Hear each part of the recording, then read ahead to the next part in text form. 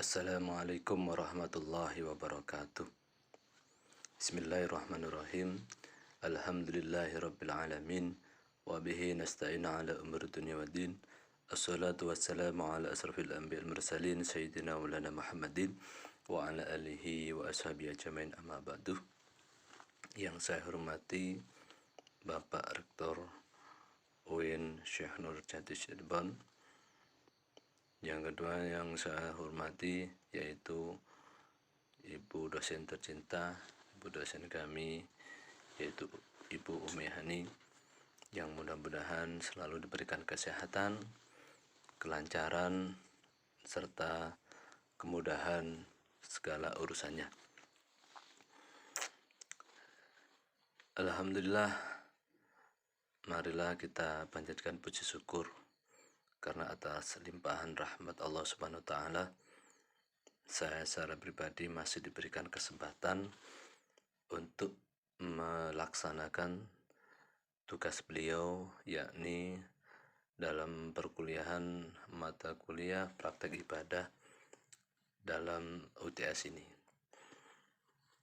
Selanjutnya, salawat serta salam semoga tetap tercurahkan kepada junjungan kita Nabi besar Muhammad SAW, yang mudah-mudahan kita semua, keluarga kita, anak cucu kita selalu mendapatkan syafaat beliau baik di dunia maupun di akhirat. Amin ya rabbal alamin. Bapak Ibu yang saya hormati, dalam tugas ini saya sedikit mau menerangkan atau menjelaskan tentang ibadah sholat, karena sesuai dengan kemampuan dan pemahaman saya dari beberapa ibadah, baik ibadah wajib maupun ibadah sunnah, ini sholat ini merupakan ibadah yang paling istimewa dari yang saya pahami. Kenapa? Karena dari berbagai macam ibadah selain sholat itu turunnya melalui wahyu. Penyampaiannya dari Allah itu tidak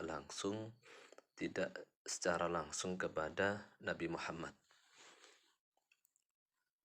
Maka dari itu saya berpendapat bahwa ibadah sholat ini adalah merupakan ibadah yang paling istimewa. Kenapa saya demikian? Karena ibadah ini langsung diberikan oleh Allah kepada Nabi Muhammad secara langsung dalam kejadian Mi'raj. Ya, dalam kejadian Isra Mi'raj itu pada endingnya itu Nabi telah menerima wahyu secara langsung dari Allah, yaitu menerima ibadah sholat. Yang mungkin kalau itu kita jelaskan butuh waktu lama, ya, mulai dari berangkatnya sampai bertemu dengan para nabi. Itu kisahnya panjang. Dari di sini saya menjelaskan poinnya, yaitu ibadah sholat ini ibadah yang paling istimewa karena langsung diberikan kepada Nabi. Itu yang pertama. Yang kedua, ibadah sholat ini merupakan ibadah yang lebih banyak amalnya, bahkan bisa menghapus dosa. Ya. Kemudian juga ada hadis Nabi yang mengatakan bahwa sholat ini adalah tiang agama, ya. Dan juga di dalam rukun Islam, sholat setelah kita bersaksi, setelah seseorang bersaksi, ya, mau masuk Islam atau mau memasuki agama Islam, hal yang pertama di dalam rukun Islam itu disebutkan adalah yang kedua itu sholat, ya. Jadi setelah membaca 2 kalimat syahadat, yakni yang kedua lah selanjutnya melaksanakan sholat. Sehingga apa? Dari 5 rukun Islam ini saja sudah bisa dipahami bahwa ibadah yang paling utama dari ibadah yang lain seperti zakat, puasa, haji, yaitu adalah ibadah sholat. Itu. Yang ketiga, ya, itu tadi alasan yang kedua. Alasan yang ketiga, ketika manusia ini nanti meninggal dunia. Ya, ketika manusia ini meninggal dunia, yang pertama kali nanti ditanyakan itu sholat. Ibadah yang pertama kali ditanyakan itu sholat. Dan itu pun juga menjadi acuan. Jika sholat itu baik, maka amalan yang lain itu dikatakan baik. Jika sholatnya itu kurang baik, maka amalan yang lain itu juga dikatakan kurang baik, ya. Seperti yang disabdakan oleh Nabi, awalu mahasabuhu bihil abdu yaumal qiyamah as-sholatu. Fa in sholahat sholaha sholuh syairun amalihi wa in fasadat syairun amalihi. Nah, itu artinya apa? Ibadah yang pertama kali dihisab pada hari kiamat adalah sholat. Jika sholatnya itu baik, maka baiklah seluruh amalannya, perbuatannya, karena sholatnya baik. Dan di dalam hadis ini juga dijelaskan, dan jika sholatnya rusak atau sholatnya jelek, ya, maka rusaklah seluruh amalnya. Ini alasan yang ketiga, ya. Jadi di sini saya langsung mendefinisikan bahwa ibadah sholat ini adalah ibadah yang utama, yang afdal, yang bisa dilakukan untuk mendekatkan diri kepada Allah Subhanahu wa Ta'ala. Meskipun bisa dilalui dengan ibadah-ibadah yang lain, cuman dalam kategori unggul, ini sholat ini yang lebih unggul, ya, daripada ibadah-ibadah yang lain. Itu. Alasan selanjutnya, ini juga pernah saya mendapatkan pencerahan atau pengetahuan kenapa sholat ini lebih utama. Padahal kalau secara nalar, secara logika, pelaksanaannya, misalkan sholat ini hanya butuh beberapa waktu. Ya, misalkan kalau kita bandingkan dengan puasa, lebih berat mana kira-kira? Ya, yakin pasti lebih berat puasa, ya. Karena kalau puasa, misalkan kita contohkan perbandingan dengan puasa, kalau puasa ini kita menahan lapar mulai dari subuh, ya, terbit fajar sampai sore terbenamnya matahari, menahan lapar.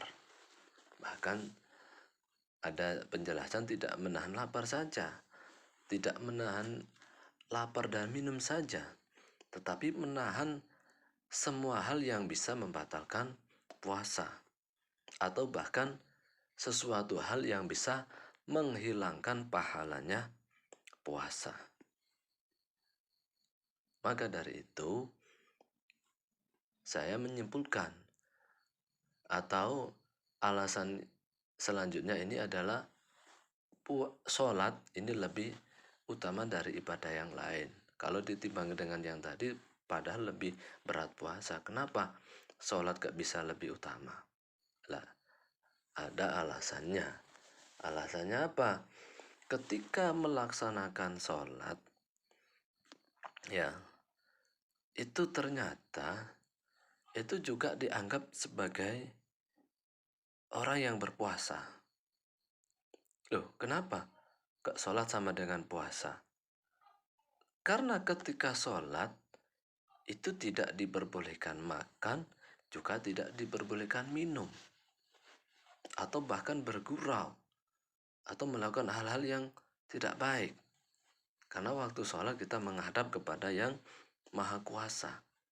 Sehingga ketika kita melakukan hal-hal yang tidak masuk ke dalam syariatnya sholat, maka sholatnya bisa batal atau sholatnya bisa tidak sah. Sehingga dalam pelaksanaannya sholat itu juga bisa dihukumi sebagai orang yang berpuasa. Tuh, satu.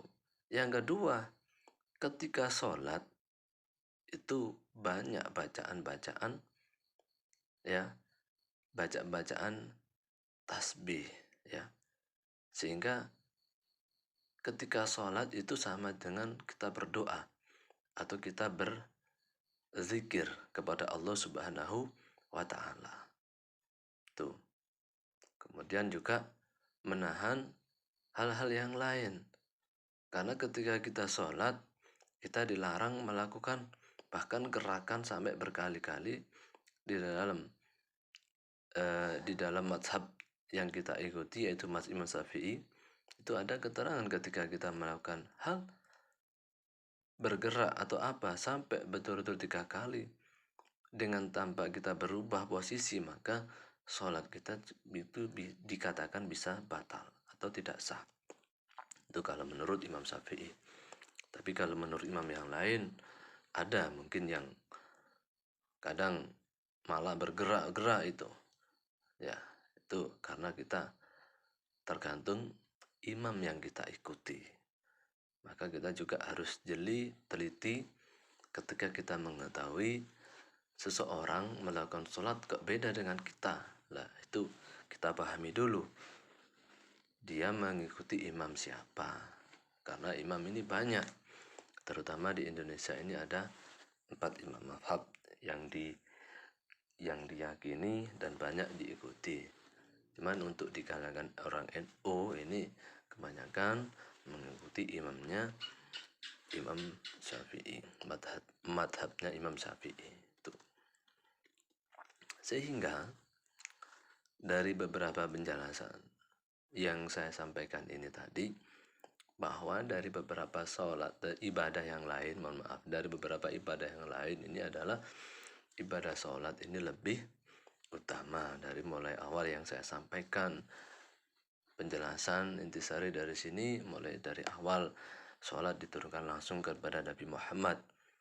Nih, yang kedua, masuk ke dalam rukun Islam, masuk ke dalam rukun Islam lebih utama setelah bersahadat, membaca syahadat, ya, atau kesaksian. Yang ketiga, sholat ini nanti akan menjadi tanggung jawab pertama yang akan dipertanyakan di akhirat. Tuh. Selanjutnya juga banyak melaksanakan ibadah sholat ini banyak juga dengan melakukan ibadah yang lain. Contohnya kayak tadi, kayak sholat juga puasa, tumaknina, itu juga menahan hal-hal yang lain. Juga dikatakan sholat itu berzikir mengingat Allah atau dengan bacaan kalimat thayyibah. Itu dari kesimpulan ini yang saya sampaikan. Dan selanjutnya, sholat ini juga ada hadis Nabi yang mengatakan bisa menjauhkan kita dari perkara keji dan mungkar. Ya.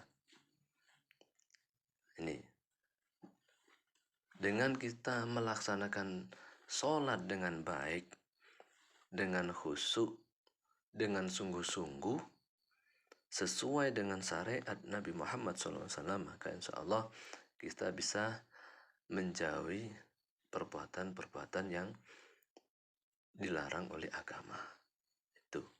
Misalkan ada pertanyaan, kenapa orang itu kelihatannya sholatnya baik, jamaahnya baik, tetapi masih melakukan perbuatan yang keji atau perbuatan yang mungkar?